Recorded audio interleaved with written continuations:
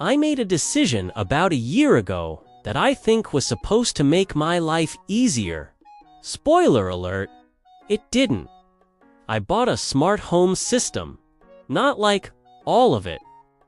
I'm not some Silicon Valley guy with a voice-activated bidet and mood lighting that changes based on my Spotify listening habits. I just got the basics. A smart thermostat, some smart lights, one of those assistants, you know the ones? Lives in a little cylinder, acts like it's doing you a favor by existing. Seemed reasonable. Seemed like the kind of thing that would make life convenient. That's what the commercials promised anyway. Welcome to the future, they said. Your home will understand you. Turns out, my home understands me about as well as I understand how to use its features, which is to say, not at all. Here's the thing about smart home technology. It's called smart, but nobody actually checks if it's competent before slapping that label on it. It's like calling something a reliable car and then discovering the steering wheel detaches at random. The branding is there. The promises are there. Actual intelligence. That's more of a suggestion. Let me walk you through my descent into chaos. First week, everything seemed fine. I set up the thermostat, which, in theory, learns your preferences and adjusts the temperature automatically. Sounds amazing, right? No more fidgeting with dials. The house just knows you're cold and warms up. Beautiful. Effortless. A glimpse into the future. By week 2, my apartment had decided that the ideal temperature for human existence is 58 degrees Fahrenheit. And it would not be swayed. I'm sitting there in a sweatshirt, a hoodie over the sweatshirt, and what I can only describe as an aggressive amount of blankets. And the thermostat is like, nope, 58. That's the vibe. So I go to the app, the thing that's supposed to give me control, and I try to adjust it. I press the up arrow. Nothing. I press it again. Still nothing. I'm jabbing at this little up arrow on my phone like I'm trying to defuse a bomb with my finger. My thumb's getting tired. The apartment's getting colder. The thermostat is winning. Eventually, I find out I had to enable a specific setting in a submenu of a different app that's technically not the same app, but uses the same account. Because apparently, thermostats speak a language that only exists in the fever dreams of software engineers. But here's where it gets weird. Once I finally get the temperature up, the thing overcorrects wildly. Set it to 72 degrees, and suddenly it's 18.9. My apartment is a sauna now. I'm sweating through my shirt. Clothes are sticking to me in ways that feel vaguely illegal. And I can't get it down because the thermostat has decided it's in control now and I'm just a passenger in my own home. I spend the entire night alternating between freezing and boiling, basically experiencing every season in 8-hour increments. I finally just turn the whole system off and manually switch it to a temperature like a caveman, which defeats the entire purpose, right? I spent money to avoid changing the temperature manually, and now I'm back to changing it manually, except now I'm angrier about it. Moving on. Lights. Smart lights seem simpler. It's just light, right? On or off. How complicated could that possibly be? So I set them up. Voice activated. Say the words, lights turn on. Should be straightforward. But then you realize that the assistant lets call it my digital roommates either extremely literal or experiencing some kind of neurological episode. I'll walk into my bedroom and go, "Okay, lights on," and it'll turn on the lights in the kitchen, not the bedroom, like the kitchen. I'm in the bedroom, in the dark, having addressed the device with a clear command, and it chose to illuminate the room I'm not in. It's like the house is gaslighting me. "You're sure you meant here? 'Cause I feel like the kitchen's more important right now." So I'm more specific. Bedroom lights on. The assistant thinks about this for a second. There's always this pause, like it's calculating whether you're worth listening to in light, then turns on the living room lights, and the bedroom lights, and the kitchen lights, all of them. My apartment is suddenly a stadium, a concert venue. I could land a small aircraft in my living room. I'm just trying to take a shower, and I've somehow triggered a full lighting rig. But wait, it gets better. I say, "All lights off." The assistant understands this perfectly, I assume, because there's acknowledgement, that little sound it makes, like a satisfied beep. But then, just the bedroom light turns off. Just that one. So now, I'm standing in a fully lit apartment, except for the room I actually wanted dark. The assistant basically responded to "all lights off" with "sure, I'll turn off the one light you don't care about right now." It's psychological warfare disguised as convenience. And then there's the issue of it misunderstanding you entirely. Not even close misunderstandings. I once tried to ask it to set the bedroom temperature to 70 degrees, and it went.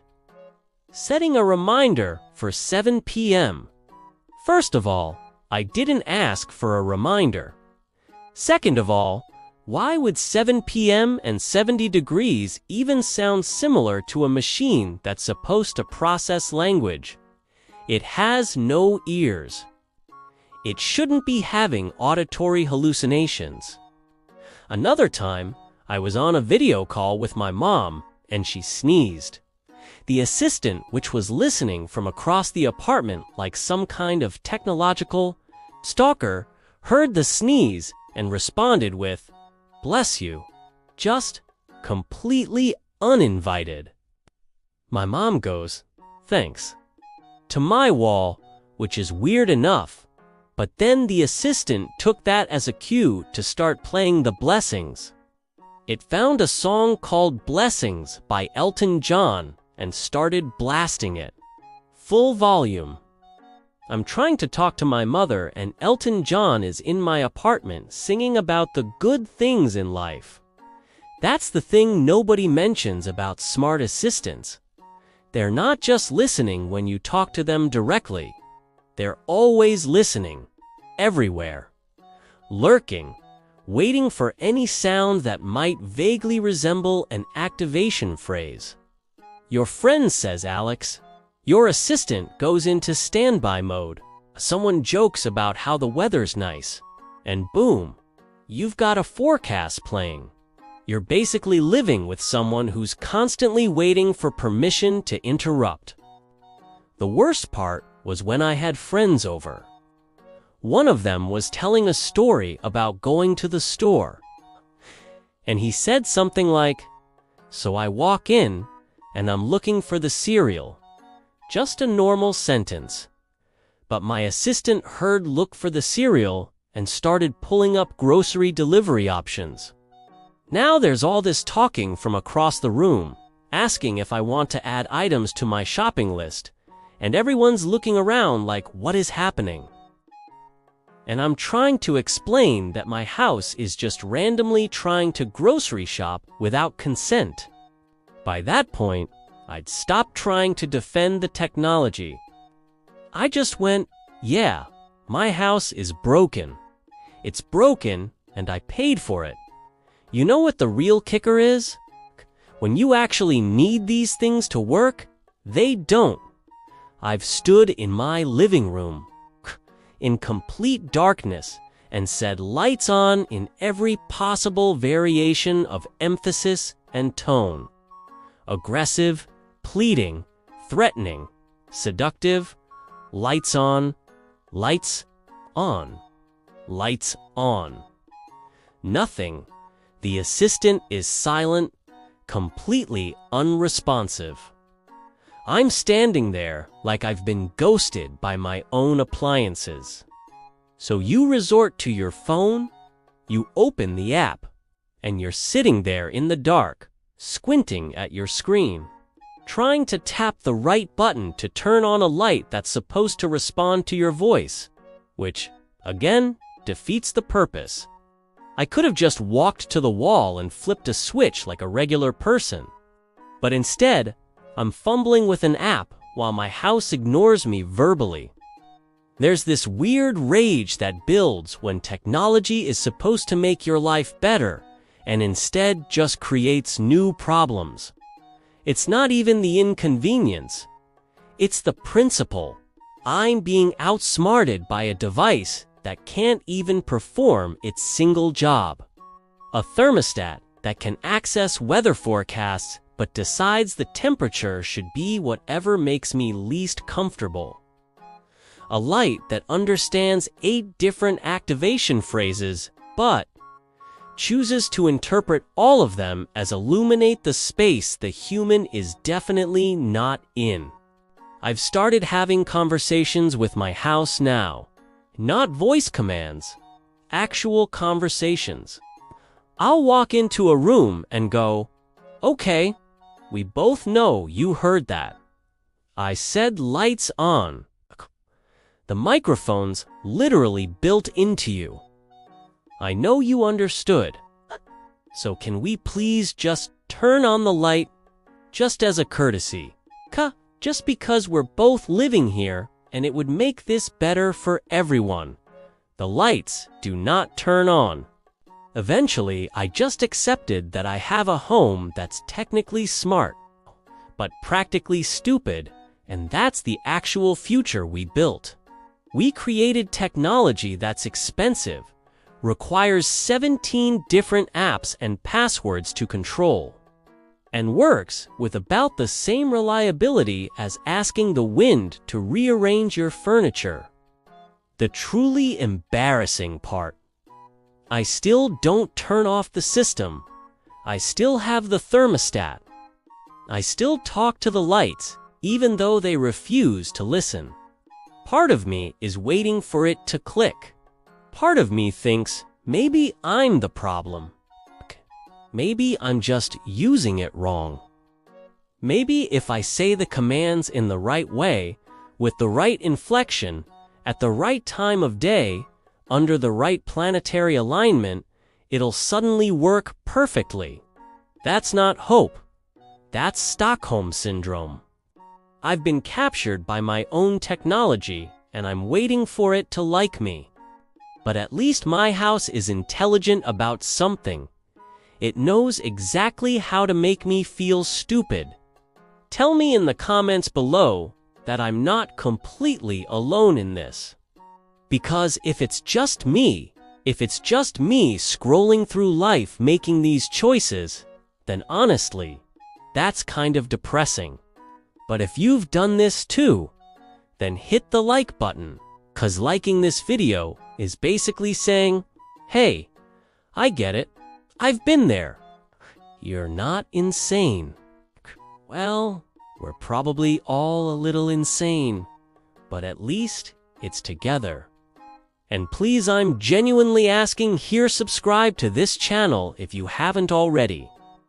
Because if there's one thing I've learned, it's that misery loves company, and I've got plenty of misery to share.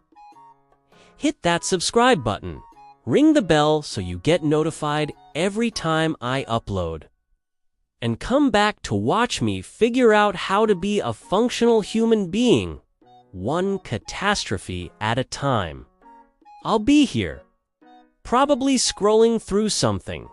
Definitely overthinking it.